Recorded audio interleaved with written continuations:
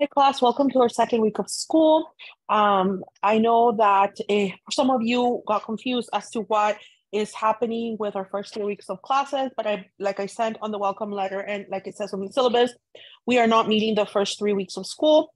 We are going to meet face-to-face at Golden Valley High School on February 7th. So we have like about a week, 2 weeks before we get to meet face-to-face, and we continue our class in person as it was meant to be. So today I wanted to talk to you about chapter 1 and 2, which is the introduction to public speaking and ethics. Those are the chapters that you have assigned today. I will go over a couple of ideas that I want us to focus on when it comes to that chapter. And I will also remind you of what you have to do for this week and what you have to read for next week. So let me get started.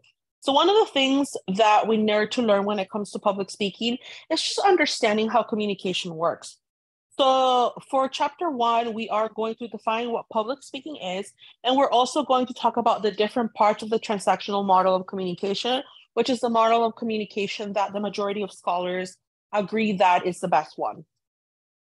So let us get started. So when we talk about public speaking, we're talking about focusing on delivering and designing a message to an audience. And a lot of people think that public speaking just has to do with going up in front of an audience and giving a speech. Yes, that's part of it.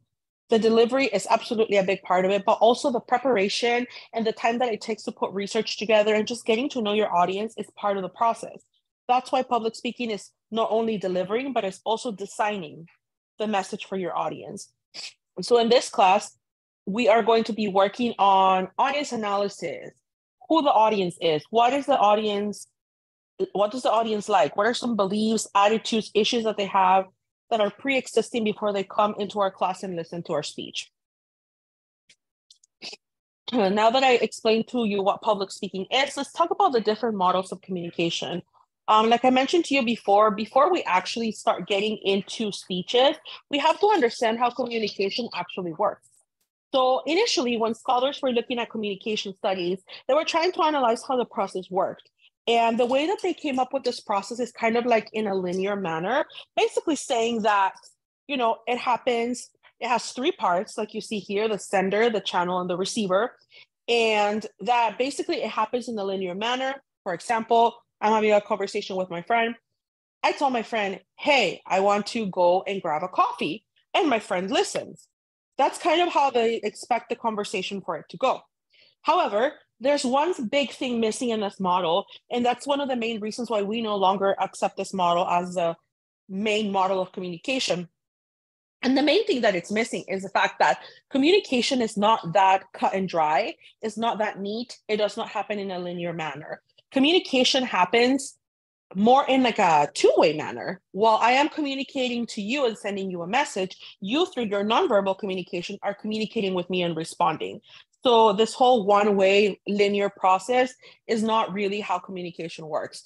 So that's why the initial model of communication, which is the linear model, was taken out and it's not considered as a way of how communication works.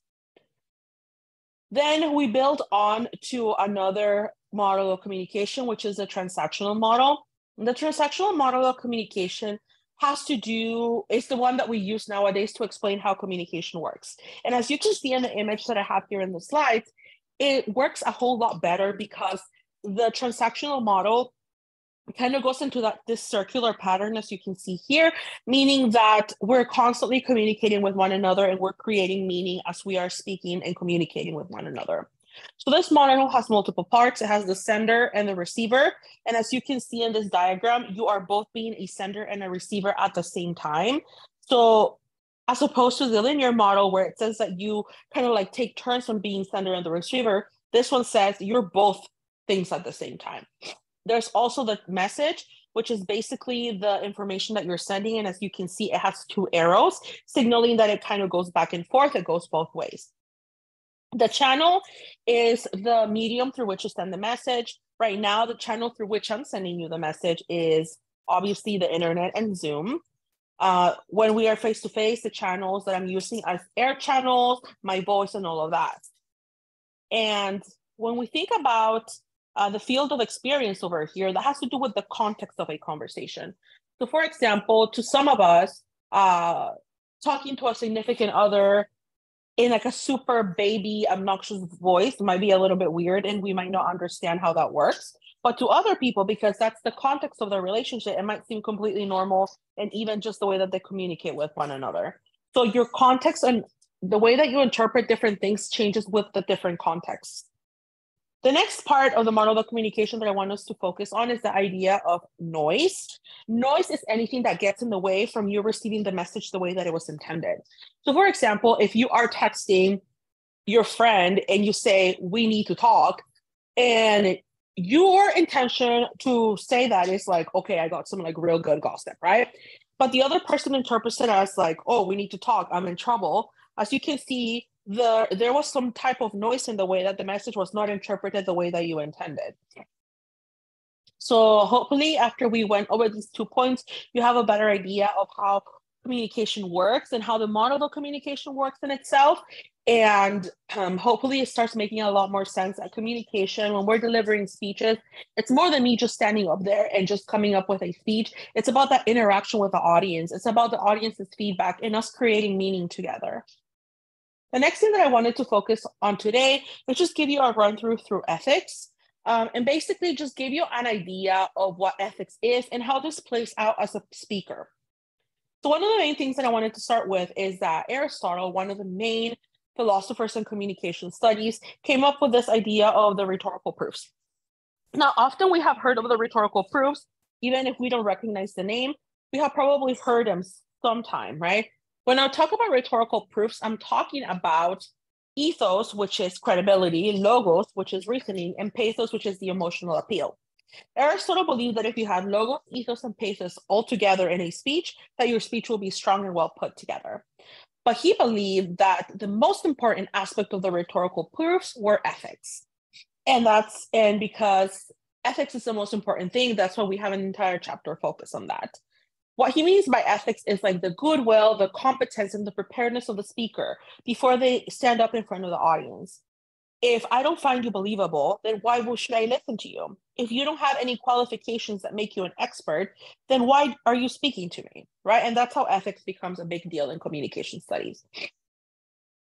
So when we're talking about ethics, we are talking about the study of distinguishing what's right from wrong. The example that I like to use is basically, could you walk around your high school campus naked? Yes, you could, but that doesn't mean that you should, right? Because you could do it. Nobody's telling you not to, but there are repercussions, right? Both socially and legally that you'll get in trouble with. So ethics is that process of weighing whether it's right or wrong to do something.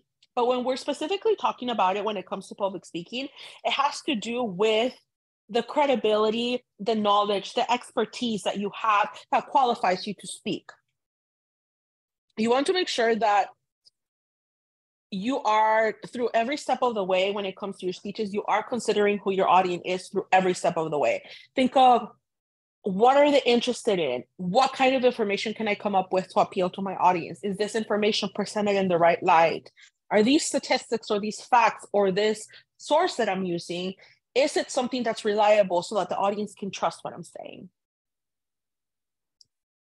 So when it comes to remaining ethical, there are a couple things that we have to consider. The main thing that I want you to keep in mind is plagiarism.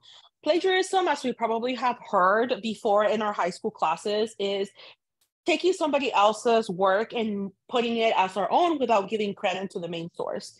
And, I'm pretty sure that your English teachers have extensively talked to you all about citing sources, when you paraphrase, when you summarize, when you are kind of using the ideas or thoughts of the author that you are, basing your research on. So we want to make sure that we're always giving credit to authors, that we're always citing sources when we either summarize, when we paraphrase, or when we do a direct quotation. Now, there are different types of plagiarism that you can get involved in. Global plagiarism is one of the main ones. Global plagiarism is basically when you buy a term paper online or you copy an entire website word by word and you submit it as your own.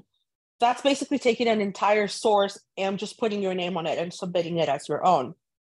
Patchwork plagiarism is more of kind of like a quilt. Think of a quilt, how it has like different pieces to build the bigger quilt.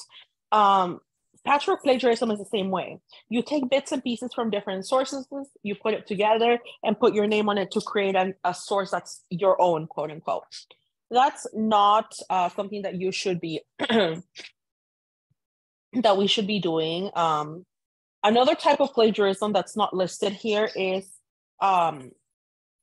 you can plagiarize yourself. Yes, it sounds really silly when I say that, but you actually can plagiarize yourself. And what I mean by that is that if you have written a paper for another class and you try to get that paper, outline it, and turn it into a speech, that's considered plagiarism because you already used that paper for another class, for another assignment.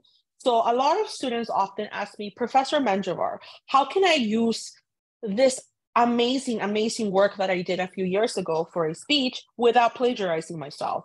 The easiest way is just using the same sources that you used previously, but not actually taking the paper and just turning it into a speech. You can reuse the sources that you gather and that you research multiple times and use those sources to create a new outline.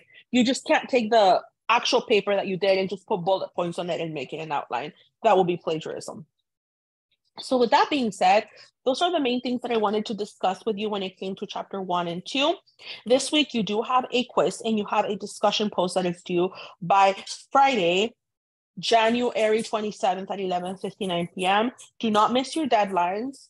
Make sure that you submit both the quiz and the discussion post on chapter 1 and 2, Friday, January 27th at 11:59 p.m. Also for next week, we are going to be reading chapters 3 and 4, and I will also be posting the guidelines for the anecdotal speech, which will be the first major speech that we will have this semester. By the time that we come back and meet face-to-face on February 7th, I will go over the guidelines of the anecdotal speech and we will resume our face-to-face lessons once more. Thank you so much for bearing with me and meeting online the first 3 weeks. We will be seeing each other sooner than expected. Also, watch out for your grades. They will be posted at the end of this week for your introductions week. Like I said, everybody will be getting full credit as long as you submitted it.